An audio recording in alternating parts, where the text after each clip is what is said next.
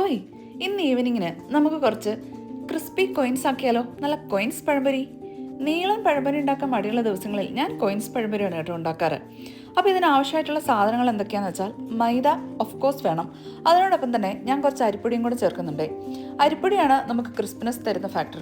പിന്നെ ആവശ്യത്തിന് ഉപ്പ്, മഞ്ഞൾപ്പൊടി, ലേശം മുളക് പൊടി. അതിനോടൊപ്പം തന്നെ എൻ്റെ ഏറ്റവും ഫേവറേറ്റ് പഴംപൊരിയിലെ ഏലക്കയുടെ ആ സ്മെല്ലാണ് കേട്ടോ. അപ്പോൾ ഞാൻ ഏലക്ക നന്നായിട്ടിടും. അതിനോടൊപ്പം തന്നെ കറുത്ത എല്ലാം ഇട്ട് നന്നായിട്ട് മിക്സ് ചെയ്യും. ഈ മിക്സ് ഞാനൊരു 10 മിനിറ്റ് റെസ്റ്റ് ചെയ്യാൻ വെക്കും കേട്ടോ.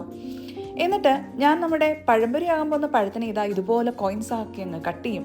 ഇത് കട്ട് ചെയ്യുമ്പം എനിക്ക് ഭയങ്കര സന്തോഷമാണ്. എന്നിട്ട് ഞാൻ എണ്ണ നന്നായി ചൂടാക്കും. എണ്ണ ചൂടായി വരുമ്പോഴത്തേക്ക് ഞാൻ അതിലേക്ക് മാവിൽ മുക്കി നമ്മുടെ കോയിൻസിനെ അങ്ങിടും. ഇതിട്ടായി വരുന്നത് കാണാൻ നല്ല ഭംഗിയാണ് കേട്ടോ. ഈ നീളൻ പഴംപൊരിയെ കഴിഞ്ഞും എനിക്ക് കോയിൻസ് പഴംപൊരി എന്താ ഇഷ്ടം എന്ന് വെച്ചാൽ പെട്ടെന്ന് ചൂടുമാറും, വേഗം വേഗം നമുക്ക് കഴിക്കുകയും ചെയ്യാം.